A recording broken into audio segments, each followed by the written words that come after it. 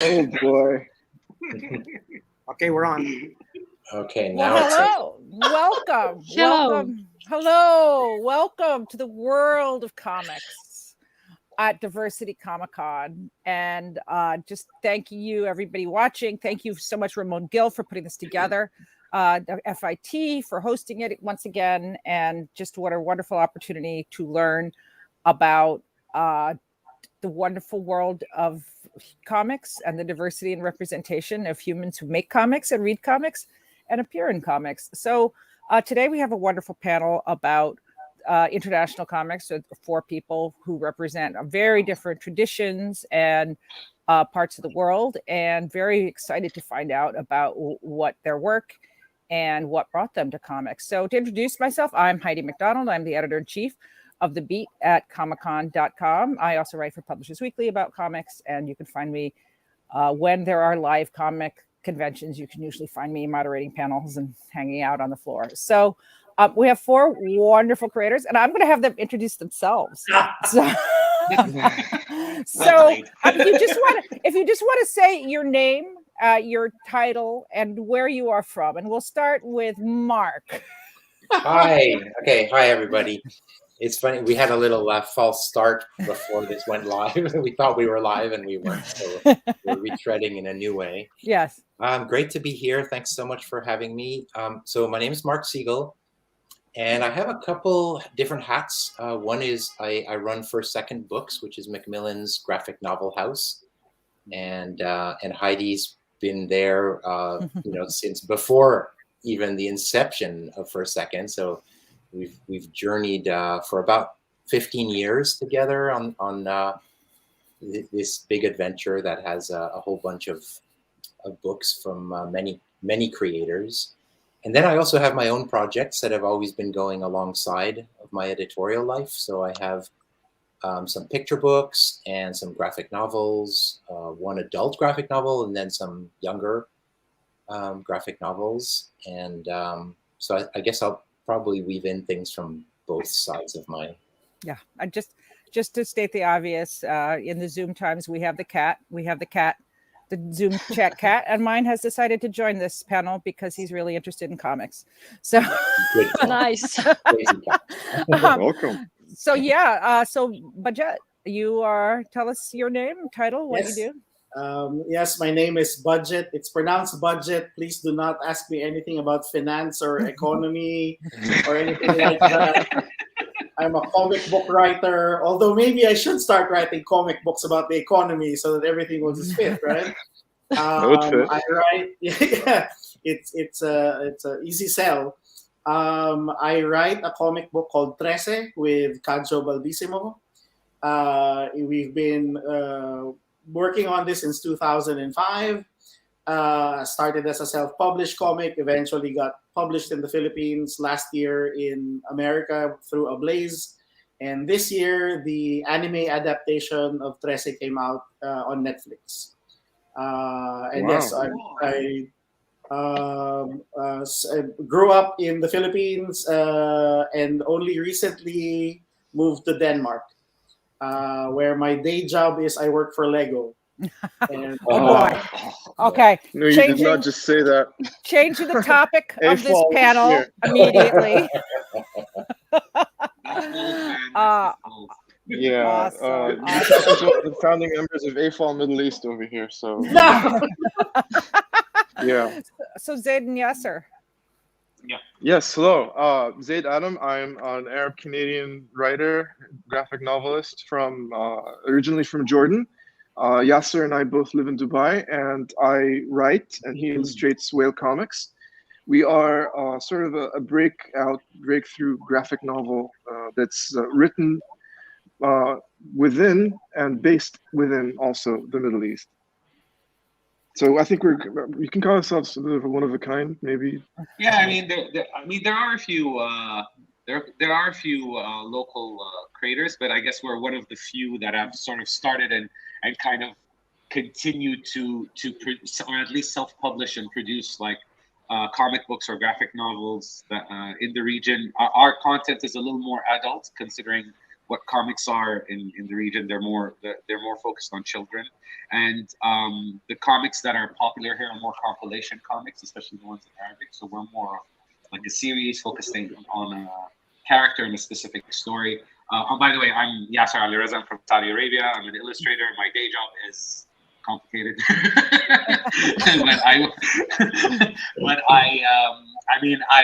it's a passion for us to work in comics, and that's my dream, to kind of move out from what I do in the day to doing this. I've worked as an art director in advertising, to a brand learning consultant for an AI company, whatever. And I've even worked in the defense industry for doing corporate presentations and stuff like that. I've had a weird career. So this comics and illustration just centers me. So I'm hoping to make it my future trajectory. So. Well, in contrast, I work in real estate now, but that's only because things tanked in the television industry when I was working in it. Because I'm a former producer and director for TV. Quit that a long time ago. Entered into marketing for real estate. Marketing for real estate, even though it's in Dubai, not as fun as it could sound like. Awesome. I want to learn a lot more about how you all developed into a comics company. But Josipa, you tell us about you and where you're from. Hello, my name is Josipa Čok, and I'm a comic book author from Šabac, Serbia. I started to do comics while I was a teenager in high school, and I started to draw. My first comic was called Josh Park, and it escalates fastly. It escalates from one official female comic book author in my hometown to, somebody who actually draw comics and get award for it. So, I suddenly was, known for my comics, and everybody was asking, what you will draw next? When is next episode and stuff like that. So,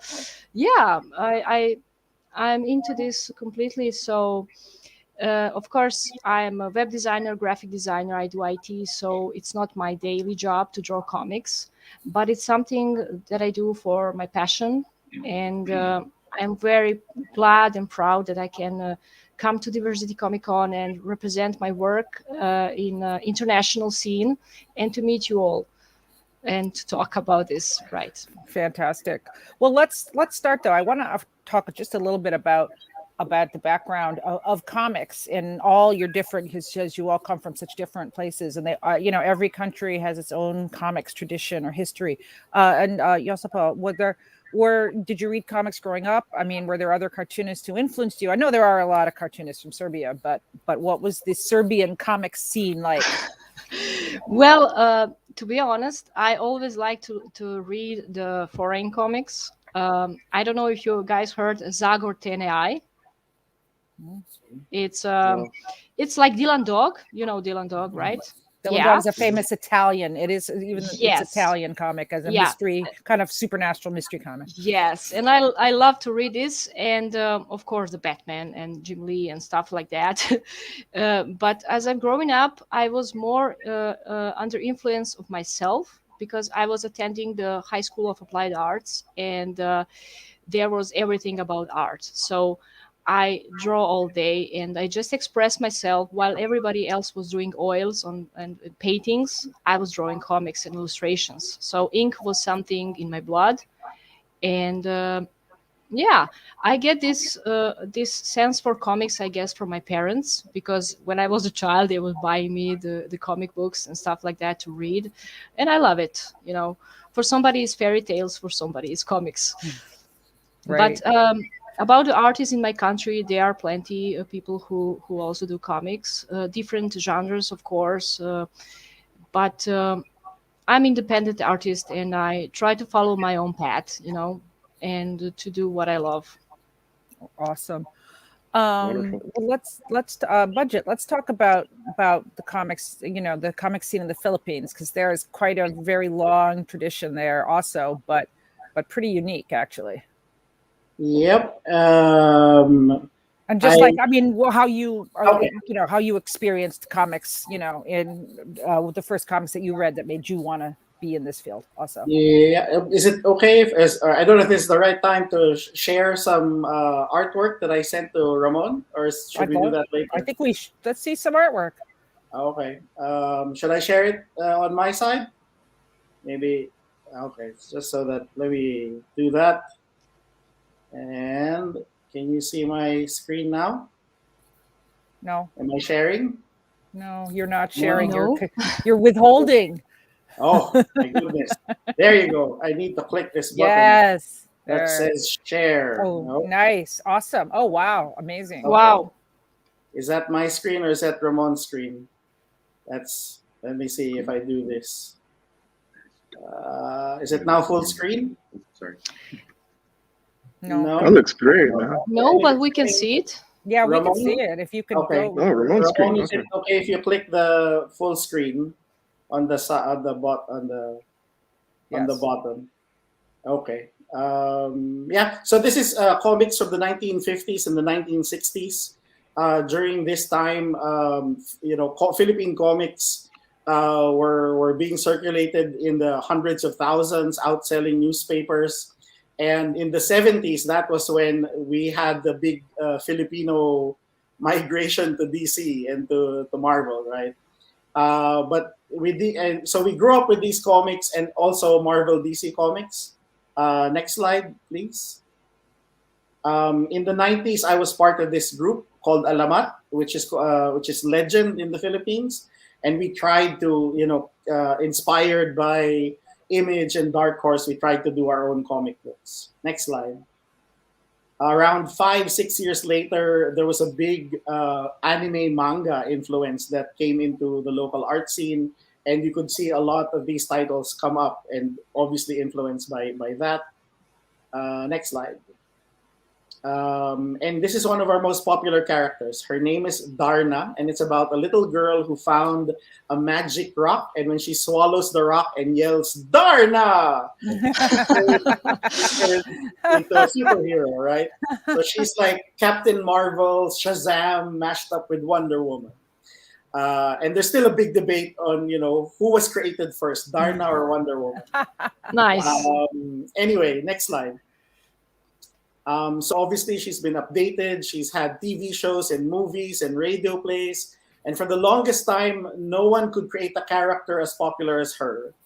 But in 2003, next slide, Carlo Vergara created Jaja Zaturna.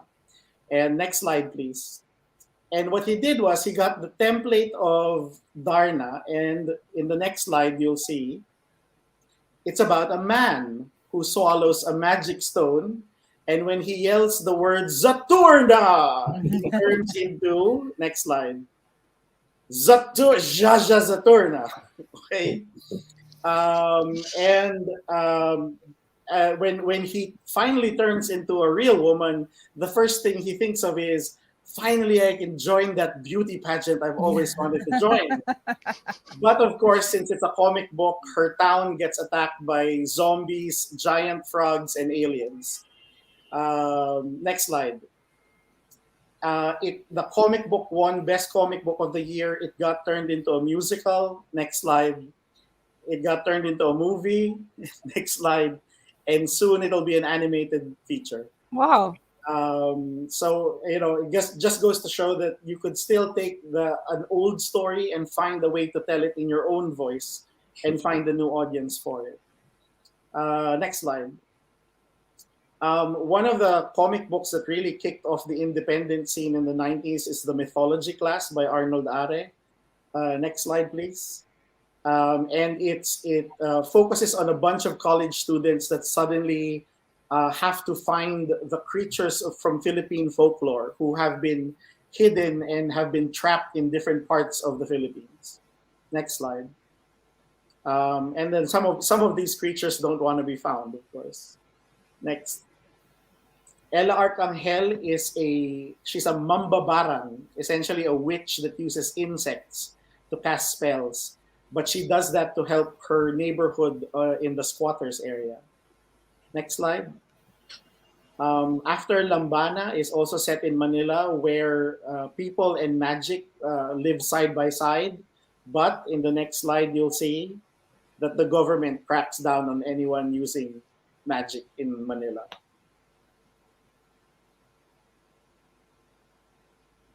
Nice. That is fantastic, and and we then, gotta say, sorry, Budget, we gotta say, because we work with a lot of Filipino artists here in Dubai, and every time we've seen art coming out from the Philippines, it's always been absolutely mind-blowing. It's absolutely fantastic.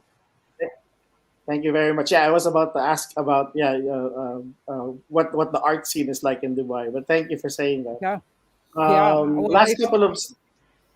Last couple of slides. Yeah, Myth Space is also about our mythology. So we really love talking about our own myths.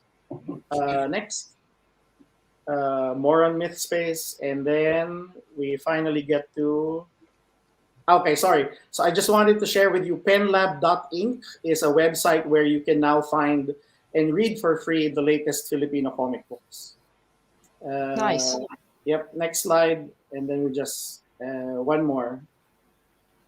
Thank you. And finally, we have Trece, which is about a paranormal investigator, and she's the one that the police call whenever the case involves ghosts or aswang, which are vampire-like creatures, or dwarves or elves.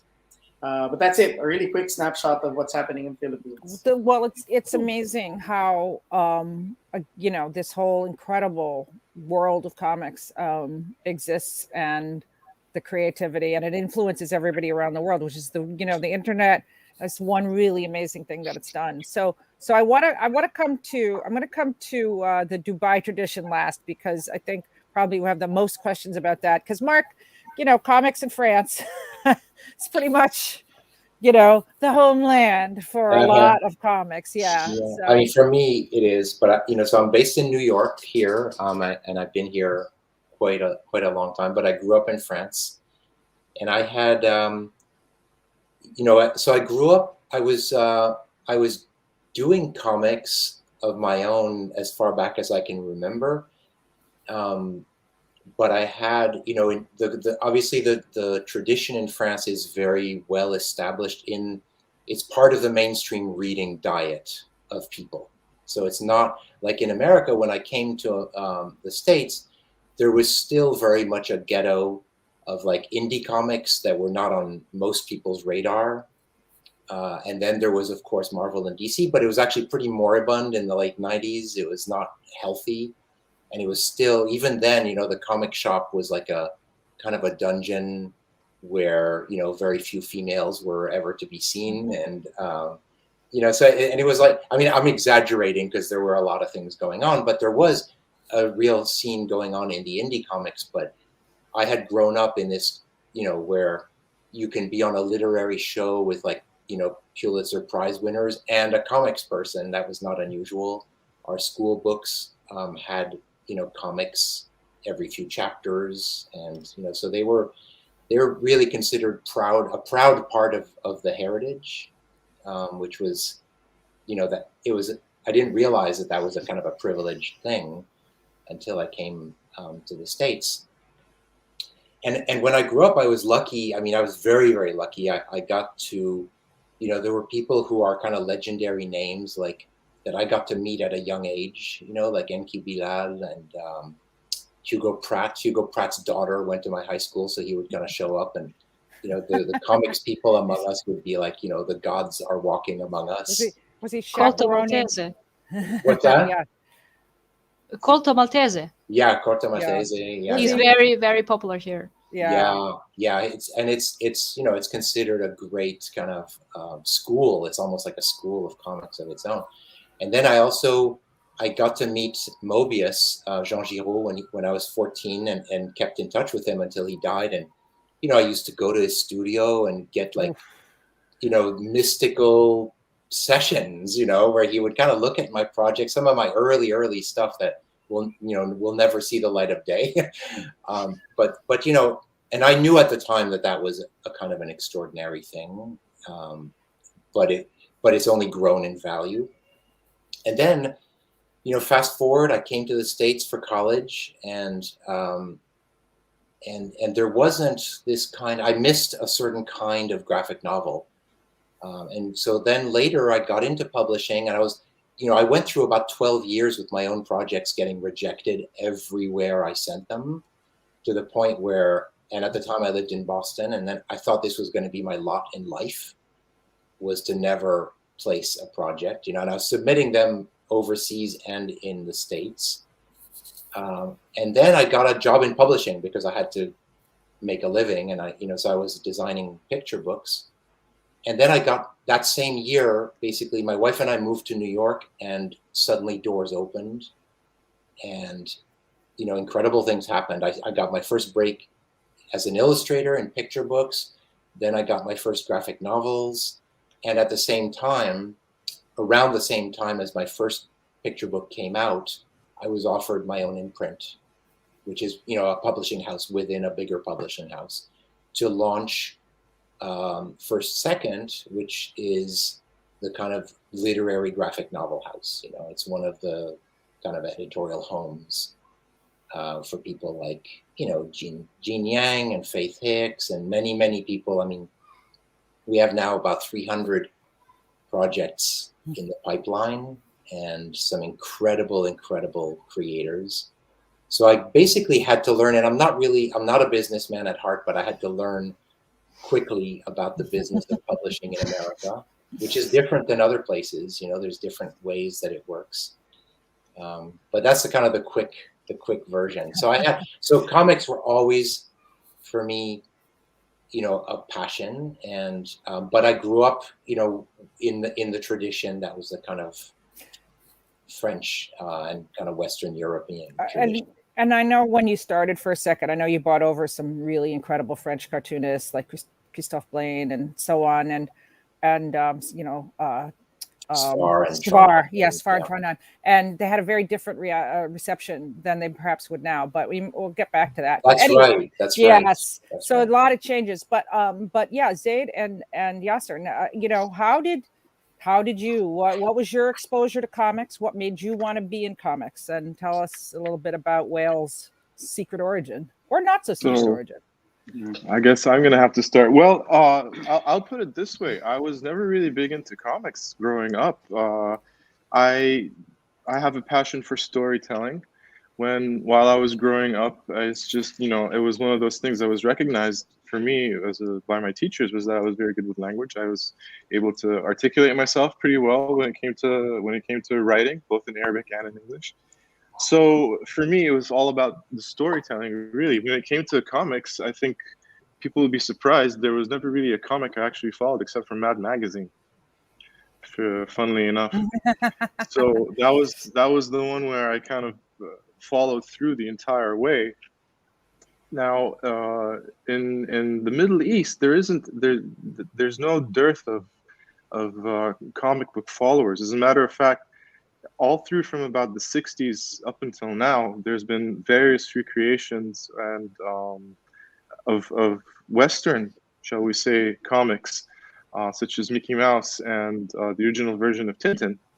And then around, the Marvel DC stuff as well. But then about the late 70s, two major comic book producers, publishing houses emerged, one out of Saudi Arabia. They had a weekly magazine called Basim, and the other is based out of here in Abu Dhabi in the UAE, which it was called Majid, and that's also going on pretty strong. Those two were sort of the mainstay for me growing up if I was to be reading in Arabic. But again, there wasn't any Superman or Batman for me. It was always Mad Magazine. I can see from Ramon's the yellow cover over there. If Ramon, if you'd like to put that for us, that is an example of Majid magazine, which is one of the comics that are still running right now. The one that's based out of the UAE here. So I mean, a few years ago, back in about 2011 or so, when they first announced that there was going to be a Middle East Film and Comic-Con, it kind of got me thinking. There's a lot of people who have a penchant for writing, a lot of people who are into the regular sort of pop culture scene. whatever have you, universally around the world. Why, if there's going to be a comic convention in the Middle East, why wasn't there something that's actually rooted in the Middle East? Why isn't there something that actually comes out, a protagonist? And I like I said, I shy to use the word superhero. That's absolutely Middle Eastern in origin, without having anyone sort of distort the vision or put it into a certain stereotype. So I set about doing the work and creating the characterizations or what have you. And by the end of 2011, and I think you'll find this one interesting, Budjette, I had got together with 2 Filipino artists, and the 3 of us came up with the final characterization of these 2 people, the protagonist and the antagonist, and we presented them for the first Middle East Film and Comic Con in 2012, and they ended up winning the award for Best Original Artwork, the very first award for concept and artwork. Yes. And I think that spurred me on. I said, you know what, I might as well start writing this book out, because as a labor of love, someone who enjoys writing, someone who was formerly a television producer and director, my entire life is rooted in visual storytelling, to be honest, and therefore I think it was just a natural step forward, natural evolution, I'd say. And about 2 years later, I meet Yasser, because I didn't have an illustrator at the time. And thus one day, walking through a bookstore, and he comes. I didn't tell the story. Yeah, like I met Zaid. I mean, I guess my history with comics and illustration, I mean, I can get into that in a bit. But I met Zaid in 2014 at kind of like this crossroads professionally for myself. I mean, I had a studio business that I had to shut down at that time because just different going on. And then I was trying to think what I wanted to do, and I had actually stepped away from illustration and pursuing sort of what I wanted to do with comics for years, like maybe a good 15 years, because I had in Saudi Arabia at that time. I had before coming to Dubai, I lived in the States for a while, and then I moved back to Saudi. And at that time in Saudi Arabia, around the late 90s and early 2000s, there still wasn't really much of an industry going on, whether it was for art or television or film or anything within the creative fields. It was very limited. And I was sort of, our only outlet really was advertising. So I had started out over there, and then I kind of just found myself sort of lost in whatever field that I was working in for 15 years. And it took me away from my passion for illustration that I had ever since I was a child. And then around 2014, around the second or third MEFCC Comic Con in Dubai. Third, okay. Yeah, I had already moved here, and I had already shut down my studio, and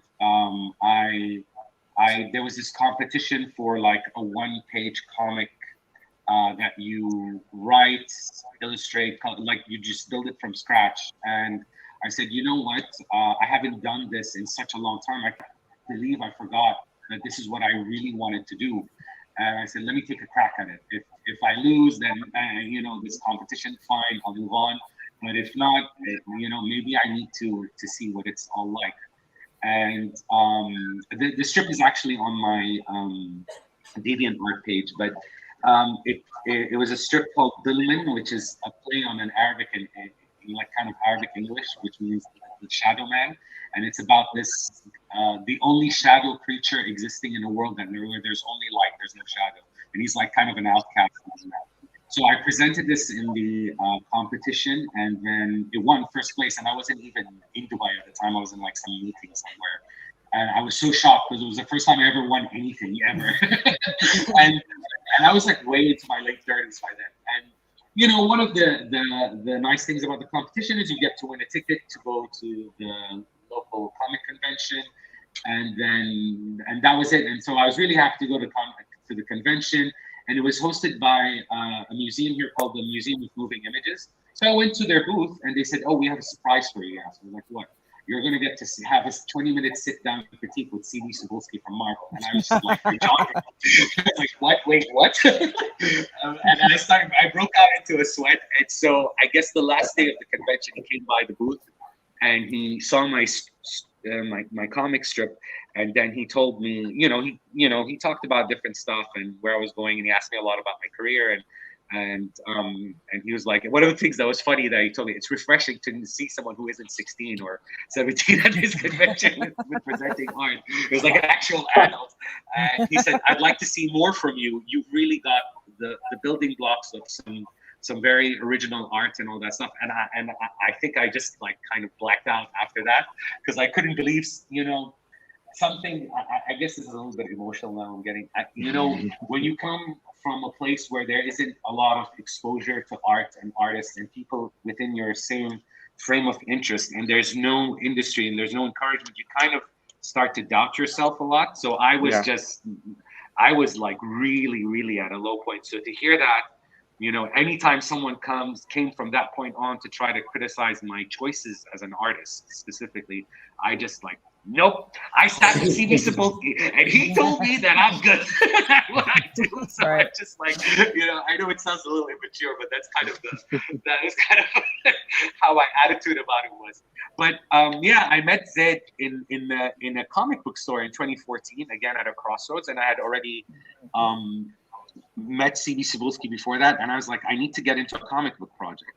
I also dab in writing, so I was thinking of doing my own thing. But when he came up to me and we spoke, and I was kind of rummaging through my favorite Hawkeye series because I love Hawkeye,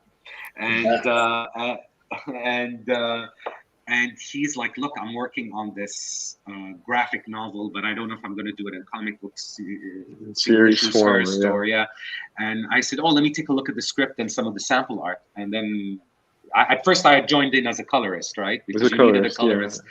And I was like, oh yeah, I can do this. And I said, the story is really amazing. I had not read something like that from anyone in the region ever. And then we just kind of, we just clicked and we started working back and forth. And then all of a sudden I did a sample, like one of the pages that he told me he was struggling with in our comic is that it's not like a superhero comic. There's action scenes in it, but there's a lot of drama. There's a lot of characterization and interaction between characters on like real life scenarios. And I love those kind of panels. I love drawing like interaction that doesn't have to do with actual physical action. So like fighting and all that stuff. So I told him, I can reinterpret this and I'd like to present my sample if you don't mind. Like, I don't want to step over the artist or anything, but I just want to show you what I think it might look like. And then he saw it and then he was just like, oh my God, this is the style that I want. And, you can speak. Bold. Bold. That was really bold. I mean, after that, I was like, look, yeah. And so we scrapped the entire original artwork and started from scratch all over again. Yeah. And I even did the redesigns of the character. Wow. Pretty much, yeah. And then we just worked from there. Wow. Yeah. So I wanna come back to that and just a little bit about how you've gotten Whale Comics out into the world. But I think it's amazing listening to all of your stories because just comics. There is this international community of comics, and I feel like hearing these stories about how you connect with that community, and it just makes you want to do more comics and be in comics, Yeah. And obviously the internet's a lot of that. And Josipa, so you've done your comic on Webtoons, correct? Yes. And how did you? So talk a little bit about doing a web comic and how you've worked with them and how you got more notice for it, or how you got more attention for it. Yes. Well, firstly, I started with the print. And because 15, 20 years ago, we all started with ink and paper. And my first comic, Josh Park, was actually a printed edition, for which I get the award. And after that, I continued to think about ideas, how we can actually change something in our world. What I can do to make some change, to make some expression, some hero of mine who can actually be more realistic, but also science fiction. And we need female heroes. So that's the moment when actually Jane was born. Eco Woman. And this idea for script was, somewhere there in my head for years. And then one day in 2019, in December, I just take a look and said, okay, now I will draw this. And I sketch it and I start to draw. And I was trying to publish, and I was published in one local community magazine where I a little bit promoted my work and stuff. But then I decided to go on Webtoons. Why? Because it's digital, because it's approachable to every fan, every reader, everybody who wants to just check out my work. And so I draw traditionally, horizontally, and you can check out my comic on my website. And also I post it on the Webtoons, where you can actually read it in a vertical digital format. So a story is about, like I say, the Jane, the scientist and ecologist. She's a smart young woman who gained powers from Earth to protect her, because we needed female superhero. And she have superpowers that are like flying and healing, and she can accumulate the energy of the sun simply to stop the bad guys from damaging the earth, the planet, the pollution, and all that stuff. So I think the environmental issues that we have on our planet right now is something that we need actually to think about a little bit. Even through comics. I know some people will say, oh, it's just a comic, but it doesn't matter if you read a comic or, a graphic novel or just a book. It's important that you have some hero there, some protagonist that can actually tell something like, don't damage your planet. You have only one planet, fight for it, keep it clean. There is the people who want to spread all the negative stuff in the world, and we have to stop it. So the female character was something obviously I was aiming to have, because there is a lot of male superheroes we have in the world, and there is just a few girls who are actually there to struggle with these issues. So yeah, I have the Webtoons where you can check out my work. This is just a promotional image that you see right on the screen. And also there is the front page of my first issue, first serial. It's called E-Planet, so Eco-Planet. And in first issue is where Jane actually thinks about who she is. She's not just, scientist anymore. She is now something more than that. She's superhuman. So that's about it. And I plan to continue writing. Right now I'm writing the next episode, and I will try to figure out actually to do print on demand option, so that people who want to have the hard copy, I have one copy here of my comic, is the self-made, right? So I was thinking about the people, the public who just want to have the issue, print issue in their hands. They can order through print on demand option. And there is a community here of my fans and people, friends, family, and everybody else who actually follows my work, and they are really supportive about this. And I have to thank them all for that. And yeah, I hope that this can leave some good positive thoughts on people. Well, I think one thing you said, it's just a comic, and I think we'd all agree that there's really no such thing as it just a comic, because comics are just just everywhere around the world. It doesn't matter. They're used to give very important messages, and really, and to reach out to so many people, and that. It's huge media, and it's something that we have. It's 9 art, right? So it's something that makes direction, illustration, and the script, and for us it's more than that. For us is the way of living, So when I say I'm independent, artist, I'm somebody who do everything. I draw, I make a script, croquis, coloring, everything. And so for me, this is personal, and it's something mine, like, and I think we all agree here that we do this not from money or interest. We do this because we love this, and this is the main motivation for us to do something that we love, and to provide our deepest ideas through some message that we can actually share to people and say, okay, take a look around. You can't pollute the river. You can't pollute the air. You have to be eco-friendly, right? So there is idea for this. And I hope that Jane will, Eco-Woman, that she will be something that can actually come to a lot of people in the future. I hope so. It's a simple message, but a powerful one. Mark, thank you. But Mark, you do Fifth World, right? And you do so many different things, like obviously the publishers for a second, but the comic that you write, and then that's something that you've brought together like a lot of artists from different backgrounds and around the world, right? To draw that. Tell us a little bit about that. So the Five World series is a team project, and it's 5 of us, and it's unusual. And I don't know if Ramon, if you have.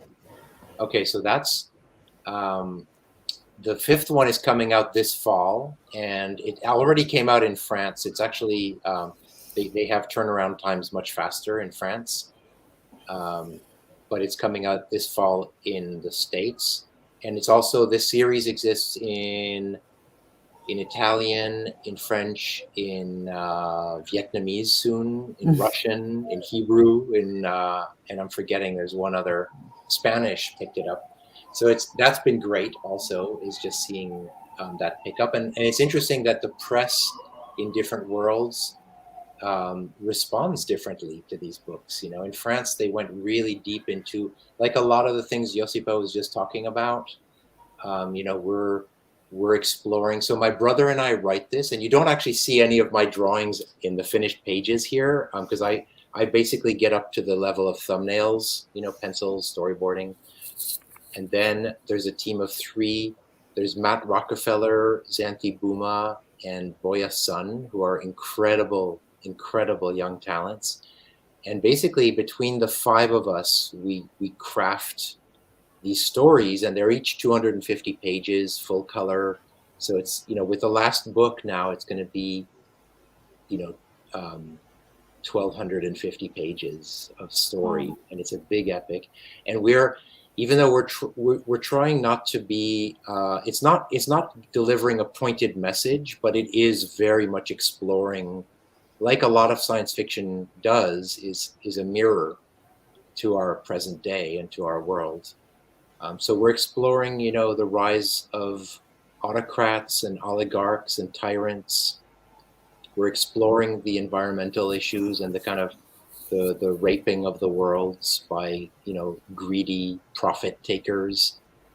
So it's all there, and it's been lovely seeing, like in the French press, we've been getting these big feature articles where they really drill down into the subtext, which is really great and rewarding for us. And what I love is, like, these characters are the characters are going through massive transformations, and then the worlds that they're exploring are going through big, like, cosmic level transformations. So it's been, originally I was gonna draw this myself, and then I realized, like, okay, this is gonna be like the next 12 years of my life, and I wanted to set it up like a little studio. But actually, Ramon, if you don't mind showing the other book, this is another book also coming out this fall. And you did draw this. Yeah, so Tiny Dancer is my wife's story of being in ballet in the 80s in George Balanchine's school, for, if you know ballet. And originally we did a book about 10, 12 years ago that was a very young version of the early part of her story. And this gets into the teen years. But it's a standalone story, and so it's very different. And I love that. For me, the idea of finding a new style for every project is really something I love. But I feel like, to go back to 5 Worlds, the sense of, there's these 5 different cultures, and within each world there's multiple cultures, and then there's the clashes between them, and the fact that like in order to actually save these worlds, in the last one, 5 worlds is the last slide there. Oh, a minute, you can. There's this coming together. So there's this both a kind of inner mystical journey and a need for the world, the different worlds and the different peoples and the different races to come together. It's not actually possible unless they do. And that feels very real, you know, and it kind of goes to the heart of this panel and the fact that, you know, I do feel like in comics, there are no borders. You know, you already here, just being in the States, there's no border between, you know, us and Canada. Like it's really one circle of friends essentially that meet at different Comic-Cons and things. And then I feel, you know, immediately just being in this panel together, you can feel this immediate kinship, you know, and it's like, because we're meeting inside of our passion, you know, we're here as humans first, and as creatives, and as, you know, storytellers. And it's like that, to me, is huge. Like that is huge. You know, it goes beyond like any one of our projects, but it's like we're doing through comics, you know, we're doing what this world needs. Like we need to be meeting as human beings first, you know. So I was moved by what you were saying, Josipa, and I think Thank you.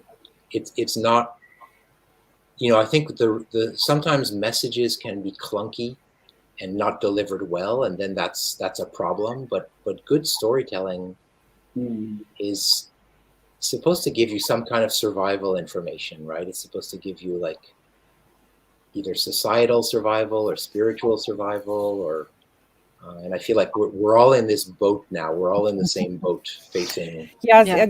Well, we are in the boat, and we can all say, "Don't knock a hole in the bottom of the boat," and know it in the boat. But then, if you said that on social media, someone would be, "But if you knock a hole in the boat, it'll make it float better." And that's where the trouble is. Yes, That's the problem. So anyway, but We not don't to go off. need a paddle. We don't need the paddle to We don't go. need a paddle. Well, you know, Sales following calls, up on what that's it. Mark said.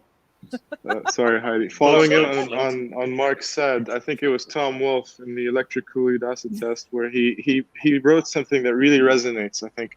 And I only read this recently, but it really hit the spot from what you said there, Mark. Art is a creed. Art is not a craft. And I think that's something that we can all agree on right now. Yep. It definitely is. that's awesome. It's true. Well, I wanted to, you know, Budjette, I wanted to ask you about, you know, I'm going to Trece. Okay. Which is now an international phenomenon. And I mean, how do you go from, because it was a huge hit in the Philippines, correct? Yes. I mean, not to make you boast or anything, but it was very, very popular. But I mean, how did you go? I mean, tell us a little bit of the story of, you know, making this comic and then seeing it become a media sensation, and now it's on Netflix and in the United States. Yep. I can't help but echo some of Josipa's and Zaid's and Yasser's story of just wanting to tell a story that no one else was telling, and wanting to tell a story that that I grew up with, and there was that big need. And I'm also in advertising, you know, and I also went through that phase of like 10 years in advertising and rediscovering the love for comics.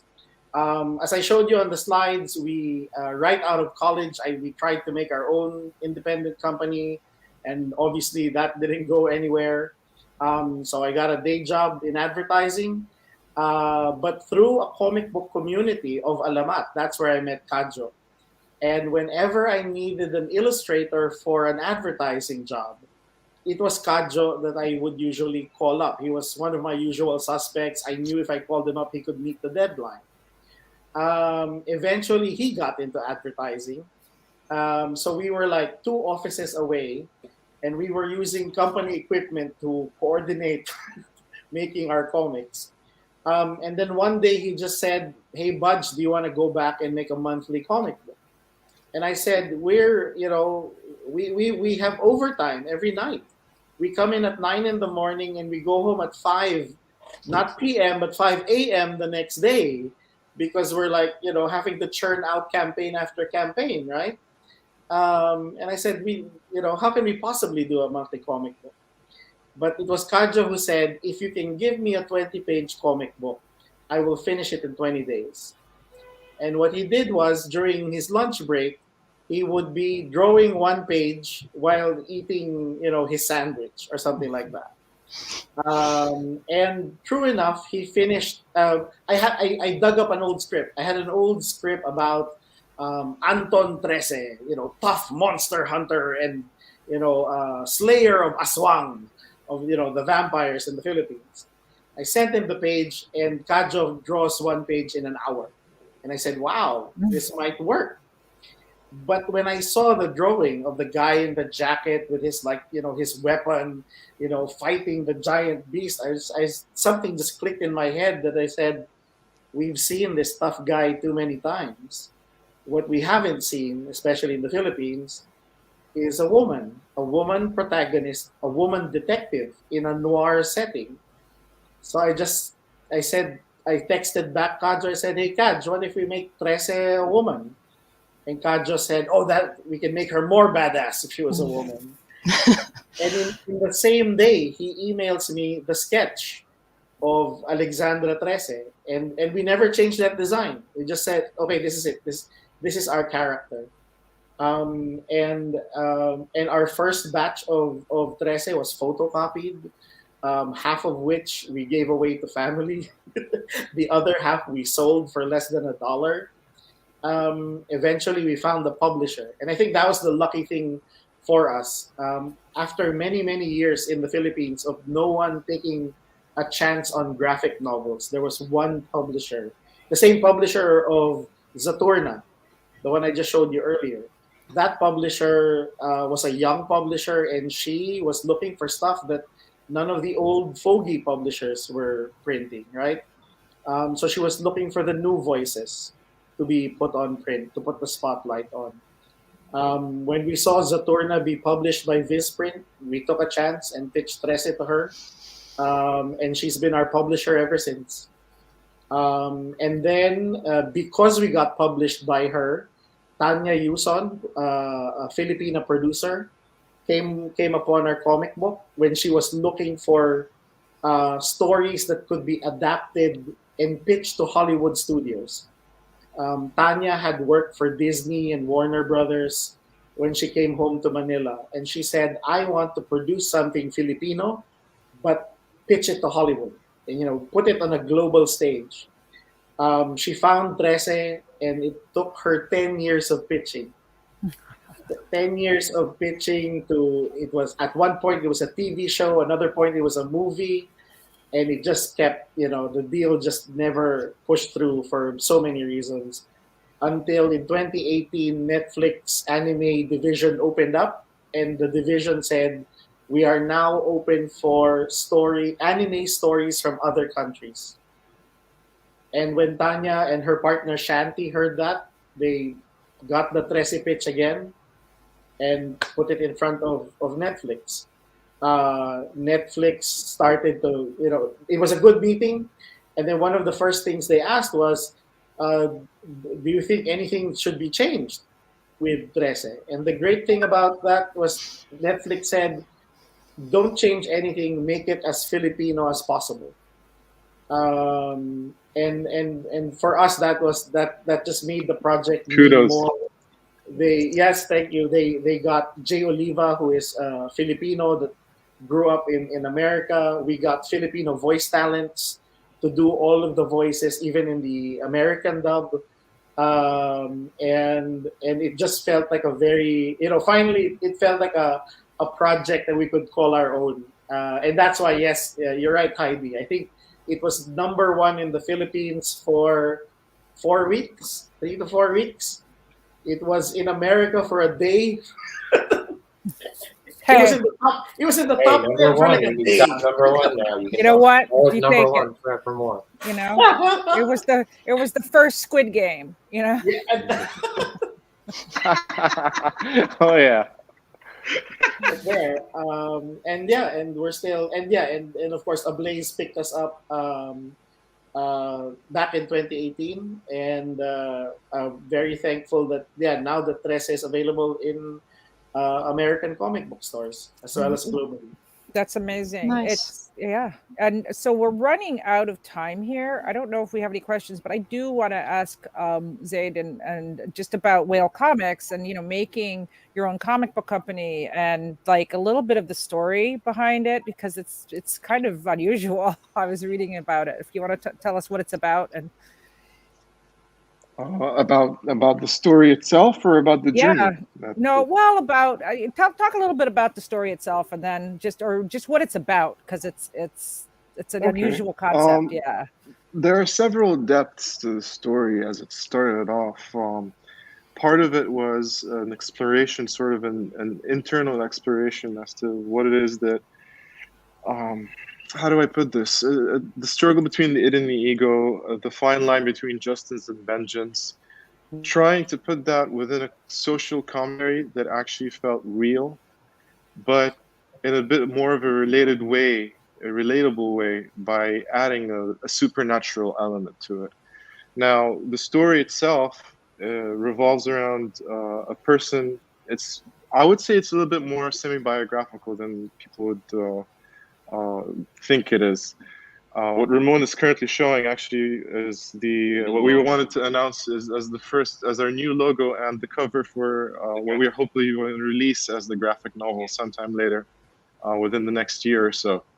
So you can tell there from even from the tagline on top, what makes a mortal man, is that this person comes back from abroad to pick up on his family's business. And ultimately, there are certain lines that are crossed by people who don't want him there. But rather than turn into a superhero, something like a Batman or what have you, he actually finds himself within a crisis of both an existential and an identity crisis as to how am I going to do this? How am I going to be able to deal with myself doing this? And not being able to draw the line between right and wrong. And what I thought was interesting about Whale, as we start going into every chapter, it no longer just becomes about him. It becomes about everyone within his proximity and how they're affected by the world that they live in, like surviving corruption, surviving apathy, all that stuff, and what it does to people, good or bad. And there are a couple of characters, I'm very excited. At least from my end, I think we're both very excited about the first 3 chapters, just that you can get from our website now, who will introduce you mostly to one protagonist and one antagonist. But as we get to the final chapter, I don't want to reveal too much, but there's a certain character that I was so excited to develop and design, and her experience. You really put the story together. Yeah, it just took it to a new level. And I think the fact that it took us years to put this story, the story graphic novel together, as hard as it was on us and as taxing as it was, I don't know how many times we must have given up. Well, let's just say that I started writing the story in the winter of 2011, and only just this past August that I felt that I've got the final thing in my head, just straight out. It consists of 6 chapters that are the main story arc, but in between are 6 other sub-chapters, shall we say, that take on a more surrealistic approach to each person's inner psyche, each of the characters within the story. Their spirituality, yes, their inner philosophies. One of the interesting things that I should point out, I don't know if Ramon has that cover right now for chapter 2 or issue 2 rather, was that the main antagonist in the story is actually based off of a real-life urban legend that circulated in Jordan, in Amman, in the early 90s. There was a story, sort of our own sort of Jack the Ripper boogeyman sort of thing, of a hammer-wielding serial killer who used to go down into pharmacies late at night in Amman, the capital, and bludgeon the pharmacist with a hammer and fly off. And it was appropriately called Abu Shakush, Hammerman. So we took that particular character. We said, you know what? Let's bring him in from urban legend to an actual character, and make him the antagonist. These are the concept art that you see in front of you. These are the ones that won the first or best original artwork by a different artist. Yes, but then Yasser then went and improved on them by, Ramon, if you want to show issue number 1 there, by turning it into what Whale looks like now, which this so is. I kind of like Zed was telling you that he had scarring from basically being struck by lightning, and we talked about the design, and I said, well, you know, like in a comic book like this, there are a couple of things that played in my mind simultaneously. Is that I wanted to create something recognizable in him. I didn't want him to look like some cliche character that we usually see in a lot of the superhero comic books, because again, he's not actually a superhero. He's just this person that happens to be, be affected by the powers that be. Just a side note, a lot of what you read in this book, there's a lot of us nodding to our indigenous sensibilities in terms of spirituality and culture and language and all that stuff. Yes. We really dive in and we try to bring it to the rest of the world in English so they can understand from our perspective what's going on. Funnily enough, on that note, sorry to interrupt, but this is where it kind of gets a little bit difficult, going back to your question of how do you start a comic book company or what have you, publishing house. We don't actually. One of the strangest things about people's fascination with comics and graphic arts and sequential art in the Middle East especially is that they are willing to be the audience. They are willing to be the creators, but they are not ever willing to be the printers or distributors, or publishers for that fact. Yes, I mean, again, a story that's we've had our column inches in the Los Angeles Times and several other magazines and newspapers all over the world, in the International Journal of Comic Arts as well. And yet, after all of that, people still think of comics in this part of the world as something for children. And this is actually a very mature comic book. As you can see, it has a 16+ label on it because it's it's not just I wouldn't really call it violent, would I? It's just, it is violent, but it's more rooted within its philosophies as being mature than it is anything else. Yeah. And that's where the catch comes in with publishers over here. They go, okay, well, sure, we can sign you up, but you're going to have to pay so-and-so so we can do the publishing for you. We can't give you an advance, what have you. So we end up having to dig into our own pockets to do it, just to prove to people that we can.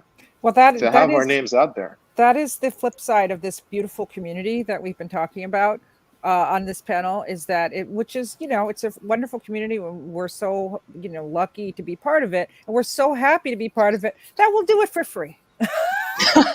A lot of the time it's like, oh, where do I sign up? I just, how much do I have to pay? That's a double-edged sword in the end. It is. Well, that could be the whole another panel, to be honest. And I do see we're running out of time, but we do have one question, and it's for Mark, but I'm going to throw it out to some of the others on this panel too. Asking Mark, are there any European cartoonists that you would love to see brought to the States? And after Mark, I'll go down the panel and hear some. Just name a couple of cartoonists from your native comics tradition that you would love to see better known in the United States. So, Mark, are there any cartoonists you'd love to bring here? I mean, we have some in the works, and there's some. And actually, Gabriel, who asked that question earlier, was mentioning Cyril Pedrosa, and we're doing. If you haven't seen The Golden Age, the second volume of this is coming soon. This is absolutely gorgeous, stunning. Cyril Pedrosa from Portugal, right? He's Portuguese, but he lives in France. Right. His stuff. And this is like a kind of Game of Thrones intrigue with like a little bit of magic, but it's just so. I mean, his artwork is kind of staggering in this. So this is an example. I also do I have it here? I mean, we have a bunch of things that are coming, and there's no quick answer because there's a lot of exciting stuff from all parts of the world. There's some incredible stuff happening in Asia as well, but in Europe, I mean, in Italy and Spain and France, there's just some really extraordinary people. And then there's some places that don't have like a big comic scene, but we have, you know, like right now I'm working with an amazing Polish cartoonist, Kazia Babes, and we, you know, so we're always looking for opportunities. I'm interested. I do want to bring some more as a publisher, but I'm also interested in making bridges. So if there's some collaborations, that's also interesting to me. Yeah. But I'm curious to hear, like, you know, other recommendations from you guys. Yeah, Budjette? Yeah, no, before I answer, and I kind of showed my answer earlier. I mean, I think what is needed more is like, for more of the, whether it's comic book news sites like The Beat and or comic book reviewers on YouTube, which are now popping up, you know, all over the place, for them to recommend these types of comics. And it's just because more often than not, the comics news gets drowned out by the big three, right? And we don't get to see these new titles pop up. So it's you have to seek them out and subscribe to these other news comic book reviewers from different countries just to get more information or recommended titles for that matter. From the Philippines, it's exactly the stuff I already showed. You know, Zaturna, Ella Arcangel, Mythology Class. I think these are books that a lot of Filipinos are now reading. They have a big reader base. So, you know, they're getting cosplayed in the Philippines. And I do feel that it's the kinds of stories that would be appreciated by a global audience. Definitely. Josipa? What I have to say is that there is a lot of international artists everywhere. I know that in my country, maybe they are not so much, popular artists that are popular also in the United States. But there is also a lot of artists in France, Italy. We mentioned before the Dylan Dog publishing house, and I don't know how much spread is it at the United States that you actually get that comics, but even less is the authors from my country. So I think, and I aim to that I contribute to this society of sharing comics through my comic, so that I can be visible in the States. And I think this is the right moment to actually promote my Eco Woman comic and to say once again that we need more female superheroes. Absolutely. And we are not minority. I mean, there is a lot of artists on both sides, right? But we are all one side. You know, and we should, No, go on. I'm sorry. We should just not compare the arts, not compare the styles. We just have to unite in one point, and that is to share energy of comics, art, and illustrations in our own ways. So I know some stories are maybe more compiled, some stories are more deep. Some artists hire script artists to write for them. Some artists do it all by themselves. But at the end of the day, it's important what you like to do and what is your final art piece, not what other people will say or think about your art. So do what you like. And if it's science fiction, let it be science fiction. If it's, romance, keep it that way. So, I hope that we can all unite in one international way, as this panel is, and this Comic-Con, who brings all sides of the planet together, and we can meet each other and share our art. But in the future, I hope that there will also be more Comic-Cons like this, the virtual ones, so we can again share and bring more people to this community. And, absolutely. So I'm really glad that I met you all, and I hope that we will stay in touch and share our art together. Absolutely. I don't know how to top that, but Zaid and Yasser, any quick plugs? Oh, you're muted. Well, I mean, there's we keep saying that there's not a lot of people who have faith in art in the Middle East, but the Middle East right now is coming up with a lot of major influencers when it comes to art. Some of our best friends are some very talented filmmakers, for example, Neo Palyan and Razan Takash, for example. Yeah. And then you've got artists, independent filmmakers, yes, independent artists from Egypt, for example, like Hanan Karargi, which is who she really works with a very sort of punky style of comics. Egypt, Jordan, the Levant, I think, and the United Arab Emirates are producing a lot of very good artists. As is Saudi Arabia, as a matter of fact, well, just sitting right here next to me. I think it's just a matter of who's going to answer that beacon that's lighting and actually drift towards it, because it's a question of, well, you can scream all you like, someone's going to have to lend an ear at some point in time. And there's a lot of us, whatever the medium of art is. That's absolutely. Well, we are so out of time. So just really quickly, thank you, Mark, Budjette, Josipa, Zaid, Yasser. Thank you so much. And great discussion. And Ramon, here's Ramon. Hey guys, I have to say this was an amazing panel, and I didn't mind at all that we went over. And I did schedule it so we have time in between panels. So if we want to go over, it's fine. And everybody seemed to be okay with staying, so that was okay. Oh yeah. And I think this is I think this is the panel that I would want to make this announcement to. And I do these things so that I'll do them. I'm going to announce, and I've announced it in a few other places, but we are going to have a comic arts summit in February. And it's not going to be a con. It's going to be TED Talks for comic creators. All right. Okay, Awesome. So I'm playing with the format, and anybody who's interested in helping me put it together, just email me. You all have my email. And I just want to thank you all, because this was a great discussion about the state of comics and how we really need to bring it to the next level. In some countries are doing it better than others. And I would really much like to make the Comic Arts Summit international. So if you can bring in as many people, as many creators, as many audience from everywhere, that would be great. And I keep debating if it's going to be in person or if it's going to be like this.